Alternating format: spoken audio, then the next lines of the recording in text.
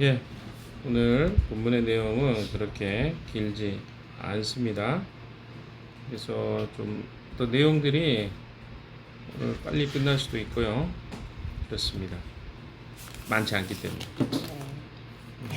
믿지 않는 표정입니다. 네. 12절 우리 같이 읽어볼까요? 시작. 온 회중이 큰 목소리로 대답하였다. 모르시 말씀입니다. 우리는 반드시 말씀하신 대로 하겠습니다. 예, 12절의 이야기는 이미 발생한 일에 대해서 이스라엘 백성들이 거기에 대한 반응을 보이고 있는 내용입니다. 우리는 이들의 잘못이 무엇인지를 10장, 9장, 10장 내용을 통해서 쭉 열거했던 것들을 이제 보게 됩니다. 이스라엘 백성들이 가나안 땅에 살고 있는 이방의 사람들과 또 문제가 발생했죠. 그들의 가치관, 문화와 종교를 그들이 따르기 시작한 것입니다. 사실 그것 때문에 이스라엘 백성들이 포로로 잡혀갔었는데 스물스물 4개월밖에 안 지났는데 그들 안에 그 옛날 그들이 했던 행동들이 그대로 나타나기 시작한 것입니다. 11절에 보시면요. 11절 같이 한번 읽어볼까요? 시작. 이제 주 여러분의 조상의 하나님께 죄를 자백하고 그의 뜻을 따르십시오. 이 땅에 있는 이방 백성과 관계를 끊고 여러분이 데리고 사는 이방인 아이들과 의논을 끊어야 합니다. 회개에 대해서 어제 이야기를 드렸습니다만은 회개란 단순히 죄를 인정하는 것, 물론 그것은 중요합니다. 시작점이 되기 때문에 그렇습니다. 사실 우리가 성경을 상고하는 이유도 또 공부하는 이유도 우리의 삶에 이것들이 적용되게 하기 위해서 우리가 공부하는 것이죠. 근데 이제 우리 안에 이것도 하나의 습관이죠. 종교화되면 어떤 일이 생기냐면 성경의 일은 성경이고 나의 삶은 나의 삶이다. 이게 우리 삶에 적용되기가 참 어렵습니다. 그래서 어제도 제가 우리 자신에 대해서 돌아볼 것들을 하나님 앞에 돌이켜야 될 게 무엇인지를 상고해 보라고 이야기를 드렸지만 여러분의 그 적용과 이 삶의 영역에서 그것을 찾아내기가 어려운 것 같아요. 나의 고집스럽고 세상의 가치, 또 하나님의 가치가 아닌 것, 정체성이 아닌 것들 버리고 거부하고 이제는 하나님의 뜻을 따르기 위해서 행동까지도 사실은 요구하고 있는데 무엇이 하나님의 가치를 벗어난 것인지조차도 구분이 잘 안 되고 그러니까 그만큼 사고를 하지 않는다고 저는 생각이 듭니다. 생각하지 않기 때문에 그 사고가 되지 않고 그렇기 때문에 행동의 변화를 가져오기가 어려운 것이죠. 에스라는 우리가 알고 있는 것처럼 성전 앞에서 통곡하면서 수염을 뜯고 머리를 뽑으면서 특별히 이스라엘 백성들이 돌아온 예루살렘에서 또 이스라엘 자기들의 땅에 돌아간 땅에서 이방 민족과 다시 결혼하고 또 아이를 갖고 또 그것으로 인해서 하나님이 그 땅을 또 그 백성들에게 진노하신 사실을 알게 되었습니다. 보고를 통해서 알게 된 것이죠. 이것을 가볍게 여기지 않았습니다. 성전 앞에 가서 그런 통회하는 시간을 가졌죠. 그래서 그 시간을 통해서 누군가가 그것에 함께 동참하는 사람들이 생겼습니다. 그리고 그는 또 금식하면서 성전에 있는 방에 들어가서 기도했습니다. 그리고 나온 결론이 단순히 누군가의 이야기를 통해서 내린 결론이 아니라 기도하면서 하나님 앞에 내린 결론은 이스라엘 백성들이 다시 돌이킬 수 있는 방법은 결혼했던 그 이방 여인과 자녀들을 돌려보내는 것이다 라는 결론을 내렸습니다. 이것은 그렇게 쉬운 일이 절대로 아닙니다. 왜 그렇습니까? 이미 살고 있는 사람들이 많은 거예요. 이제 다음 주부터 보게 될 18절부터는요 명단입니다. 무슨 명단입니까? 이방인들의 아내를 취한 사람들 명단을 여기다 기록해 온 거예요. 어떻게 보면 참 무섭죠. 뭐 박창호, 조재원, 강한솔, 이거나 뭐 이렇게 해가지고 다 이름을 기록한 거 똑같은 거예요. 이 기록이 이름이 가문뿐만 아니라 누가 했는지 그렇잖아요. 제사장의 무리 가운데 이방 여자와 결혼한 사람들은 다음과 같다. 와, 목사 중에 이방 여인하고 결혼한 사람 누구다? 제임스 딱 해가지고 나온 다음에 얼마나 마음이 그렇겠어요. 근데 이런 내용들을 성경에 기록해놨다니까요. 그래서 중요한 거 뭡니까? 진짜 회개는 그냥 단순히 말로 하는 게 아니에요. 그만큼 이 일이 가볍지 않습니다. 그래서 그 이방 여인과 결혼한 것들을 물으는 거예요. 그리고 다시 어떻습니까? 돌려 보내는 것까지가 바로 회개의 완성이었습니다. 근데 얼마나 우리가 오랫동안 입으로만 고백하고 행동으로 이것을 행하지 않는지 한번 생각해 보십시오. 그들은 하나님께 죄를 자백했습니다. 11절 이야기한 것처럼. 그리고 그의 뜻을 따르라고 이야기합니다. 어떻게? 이방 백성과 관계를 끊고 여러분이 데리고 사는 이방인 아내들과도 인연을 끊어야 합니다. 이게 이미 습관이 돼 있거나 그 사람을 보내는 것이 어떻게 쉽겠어요. 근데 그걸 해야 된다는 거야. 그렇게 하지 않으면 이스라엘의 백성들 아래 살 수 없는 거야. 이야기했잖아요, 어제. 땅을 다시 다 돌려받고 성전에 어떻게 해요? 그것을 복속시키는 이런 굉장한 어떤 법적 조치를 취하는 것까지를 지금 에스라가 이야기하고 있는 것입니다. 그래서 사람들이 이야기하죠. 온 회중이 큰 목소리로 대답합니다. 옳으신 말씀입니다. 우리는 반드시 말씀하신 대로 하겠습니다. 그래도 다수의 사람들은 어떻게 했다는 거예요? 이것에 대해서 순종하겠다, 따르겠다 한 것입니다. 다수의 사람들. 다수의 사람들이 따르겠다 한다 그래서 이게 소수가 아니었어요. 이 사람이 약 3만 명 정도 된 것 같아요. 여기에 굉장히 많은 사람이 나중에 명단에 어마어마한 수입니다. 여러분 이게 작은 수입니까? 3만 명의 사람들이 아내를 다시 다 돌려보내고 뭐 이런 일을 한다는 게 쉽겠어요? 우리가 뭔가 어떤 사고와 생각을 할 때 내 안에 하나님 중심적으로 사고하기보다 이 세상의 방식이나 이런 가치로 어떤 생각이나 가치관을 갖기가 훨씬 쉽습니다. 근데 중요한 건 그 생각을 우리가 가졌다가 그것을 다시 어때요? 빼어내는 것은 훨씬 어렵다는 거죠. 그 선택으로 어떤 걸 했어요. 그럼 결과물을 내가 먹고 살아야 되잖아요. 근데 그 어느 순간이 지난 다음에 이게 잘못됐어. 하나님 뜻이 아니야. 어떻게 너 이거 포기할 수 있겠어? 이러면 어때요, 사람들이? 못한다니까요. 근데 지금 이스라엘 백성들이 특별히 에스라서의 마지막 부분에 뭘 이야기합니까? 회개로 마무리를 하고 있어요. 어떤 회개입니까?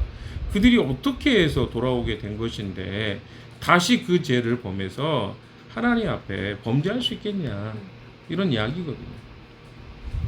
되게 가볍게 넘어갈 수 있습니다. 왜? 성경 이야기니까. 그러나 이것이 우리에게 시사하는 바가 있기 때문에 제가 강조해서 여러분에게 이야기 드리고 있는 것입니다. 성경의 이야기는 우리에게 너무 극단적인 거 아니야? 이렇게 들려올 수도 있을 것 같아요. 그러나 한번 그 다음 내용을 한번 보십시오. 그 13절에 보시면 어떻게 합니까? 그렇지만 여기에 모인 사람들의 수가 많고 거기에 따르고자 하는 사람들이 했던 이야기입니다. 순응하고자 했던 사람들이 제안을 하죠. 여기에 모인 사람들 수가 많고 거기에는 어때요? 유다 지파, 베냐민 지파, 그 다음에 제사장들, 레위인들 다 모였단 말이에요. 엄청나게 많은 수입니다. 1차 포로 귀환한 사람이 수가 몇십만 명이고 2차로 또 교환한 사람들이 한 2, 3만 명 되잖아요.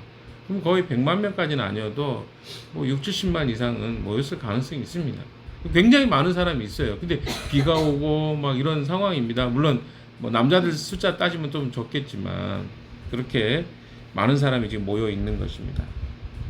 그래서 그들이 제안한 것은 때가 장마철이고 지금 비가 주룩주룩 내리고 있는 상황이죠.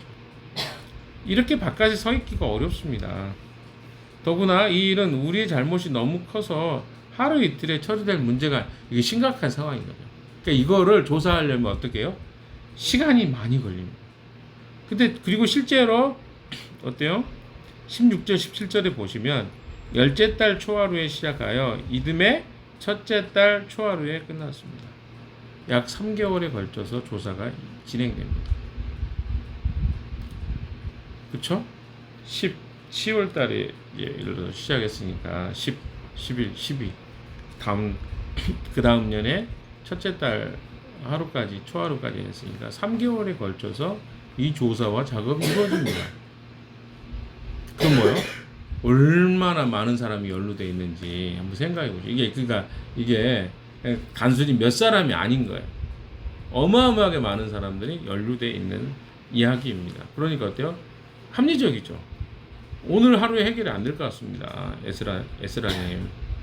그래서 우리가 이걸 결정을 합시다. 위임해 주십시오. 이런 이야기예요. 자, 14절 봅시다. 시작. 그러므로 대표를 뽑아서 모든 회중의 일을 맡기는 것이 좋겠습니다. 날마다 입방계자와 결혼한 사람들에게는 날짜를 정하여 주어서 그들이 자기 마을의 원로들과 재판장들과 함께 나오게 하고 이 일 때문에 일어난 우리 하나님의 진노를 풀어드리는 것이 좋겠습니다. 자, 여기서 뭡니까? 위임하는 일이 나옵니다. 그러니까 그 상황과 그 일들에 대해서 마을의 장로와 재판관들에게 이걸 맡기는 게 좋을 것 같습니다. 그들이 가장 그들의 상황을 잘 고려할 수 있기 때문에 그렇습니다. 이방인이기 때문에 무조건 돌려보내라는 말은 아니었을 것입니다. 뭐냐면 제가 계속 이야기했지만 이 구약의 이야기 속에 어떤 인종을 차별한다거나 민족에 대한 어떤 특별한 우월의식이나 이런 내용이 성경이 이야기하고 있는 내용이 아닙니다. 왜냐하면 이방 여인들 중에도 그 복음을 받아들이고 하나님께 돌아온 사람이 많이 있었습니다. 그리고 우리가 알고 있는 바로도 굉장히 많은 가나안 족속들 중에서도 이스라엘 민족이 된 족속도 있잖아요. 기브아 사람들이라든가 이런 사람들, 그런 사람들도 있고, 또 누굽니까? 갈렙도 사실은 원래 거민 중에 한 사람이었잖아요. 그러니까 원래 그 조상들이 그런 사람들이었잖아요. 그러니까 이게 뭐냐면 이게 지금 어떤 민족이냐 중요한 게 아니에요. 지금 무엇입니까? 그들이 믿고 있는 바와 그들이 결혼함으로 인해서 가지고 들어온 이방신 그리고 이방 문화에 대한 이야기인 거죠. 그래서 이 조사가 필요한 거예요. 아무나 다 이방 여인하고 결혼한 사람 다 돌려보는 게 아니라 그들의 문화와 그들의 가치관이 그 집에 들어와서 잘못된 형태로 이방신들이 섬겨지고 있는 어떤 상황인가 아닌가 그걸 살펴서 판단할 것들을 이야기하고 있는 것입니다. 그건 합리적이잖아요, 굉장히. 그리고 또 뭡니까? 에스라 혼자 그 판단을 하지 않았습니다. 지도자들에게 그 역할을 맡겨준 거예요. 그리고 지도자들은 또 어떻습니까? 그 맡겨진 일을 성실하게 수행하게 되는 것들을 보게 됩니다. 15절, 16절, 15절 봅시다. 오직 아사엘의 아들 요나단과 기과의 아들 야스야만이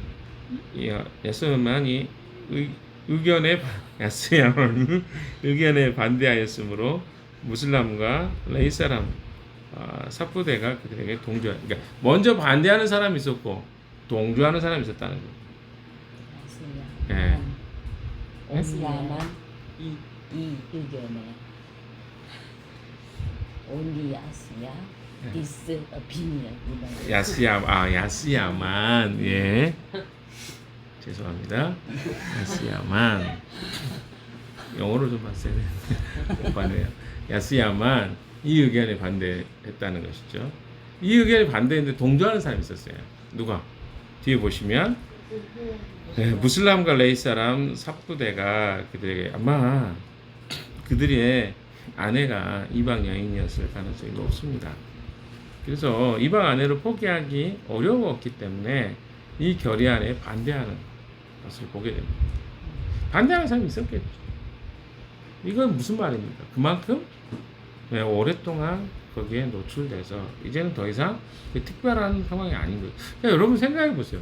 이들이 페르시아에서 잘 살면 되는데 굳이 예루살렘까지 와가지고 다시 이스라엘에 돌아와서 거주하겠다고 해놓고도 얼마 되지 않는 기간에 아내를 이방 여인을 정했어요.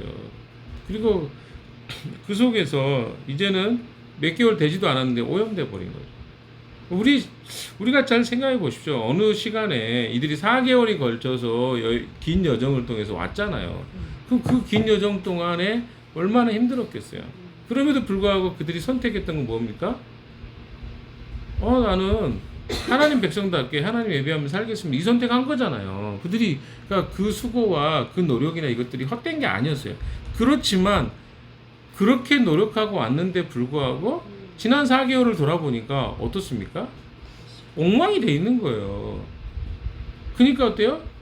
그것에 대해서 다시 돌아가자 했는데 못 들어가겠다. 나는 그대로 살겠다. 한 사람이 나온 거예요.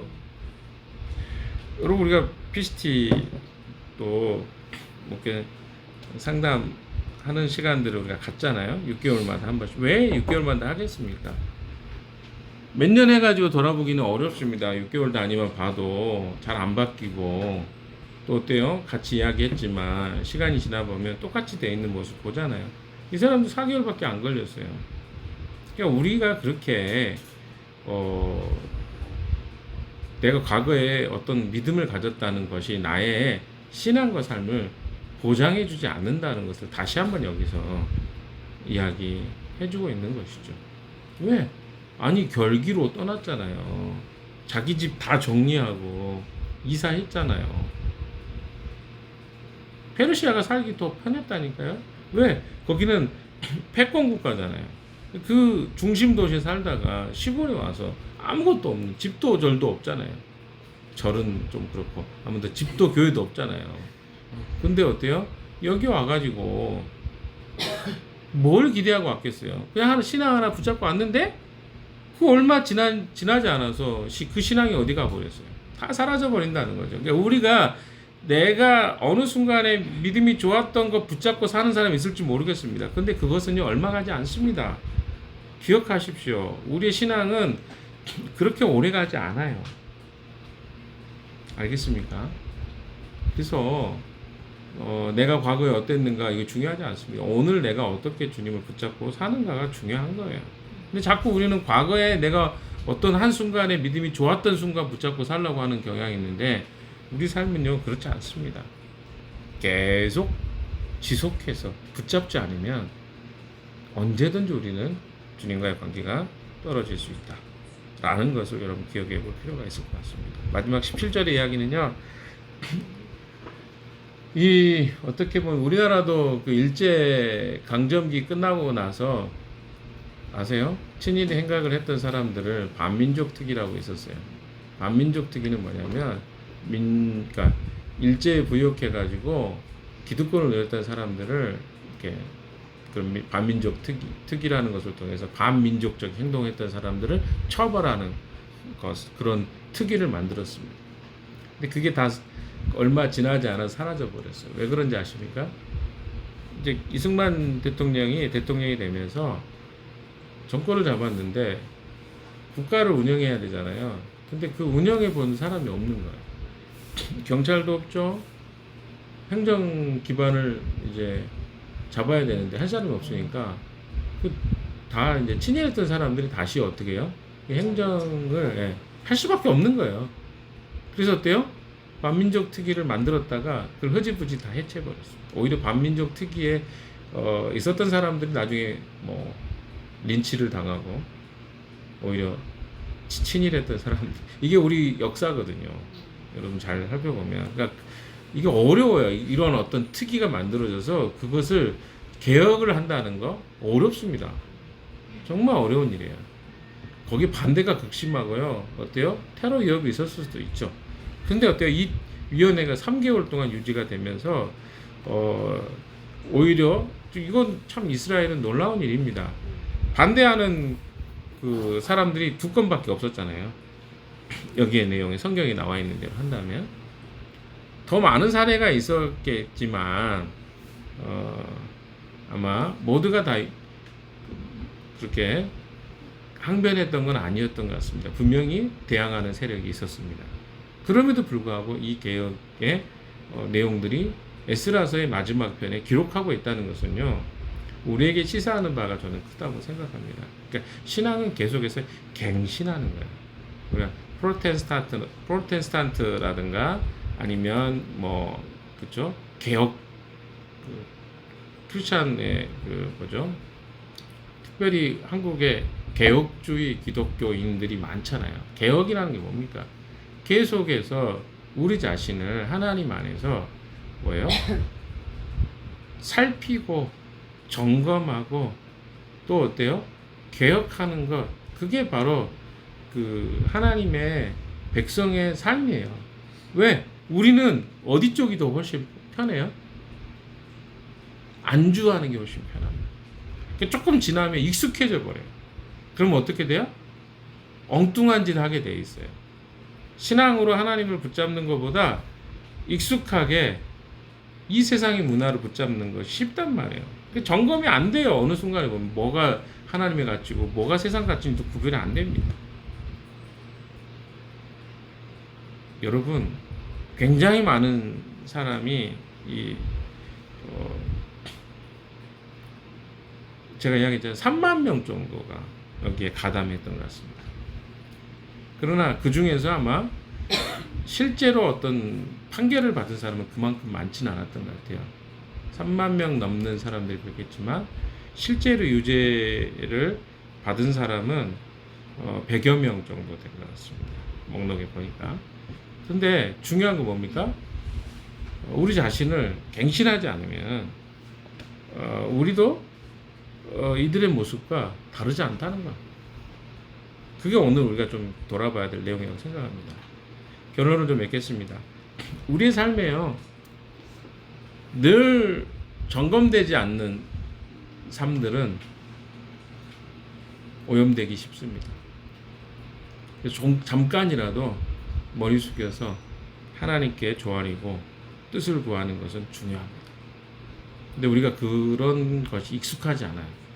그리고 나중에는 하나님 앞에 머리를 숙였는데 하나님의 뜻을 구하는 게 아니라 내 머릿속으로 그 어떤 사려를 한다거나 생각을 한다거나 성찰하다 보면 이게 잘 보이지 않습니다.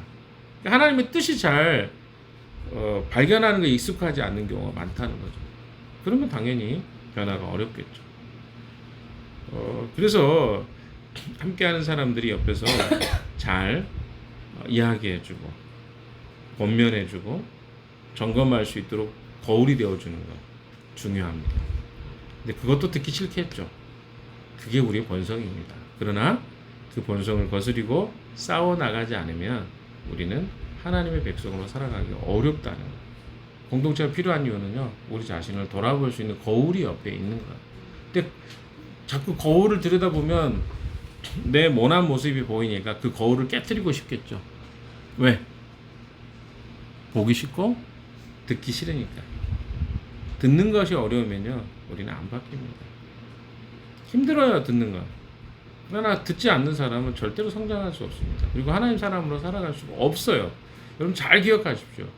내 마음대로 살고 싶으면 뭐 세상에 살지 왜 크리스찬으로 살아가십니까? 들으셔야 돼요. 그리고 또 이게 힘든 이야기잖아요. 에스라가 지금 이스라엘 백성 요구, 이 엄청나게 힘든데 거기에 함께 했기 때문에 사람들이 그것을 받아들인 거예요. 내버려뒀으면 그냥 그렇게 살았겠죠. 점검하고, 아니 이런 생각하지 않았겠어요? 그냥 저희는 그냥 살래요. 이런 사람도 있었잖아요. 그리고 이미 익숙했잖아요. 내가 사랑하는 아내인데 떠나보낸다는데 그게 쉽겠습니까? 근데 그렇지 않으면, 내가 원하는 것, 좋아하는 것 버리지 않으면, 그것이 나를 하나님으로부터 떠나게 한다면 과감히 버리는 것. 그래서 뭐 결혼하고 있는 아내를 버리라 이런 게 아닙니다. 다시 점검해 보시고 하나님을 찾으라, 그 말로 여러분 기억하셨으면 좋겠습니다. 오늘 하루도 그 주님의 뜻을 쫓아서 내 자신을 돌아보고 점검한 하루 되시기를 주님의 이름으로 축원합니다. 기도합시다.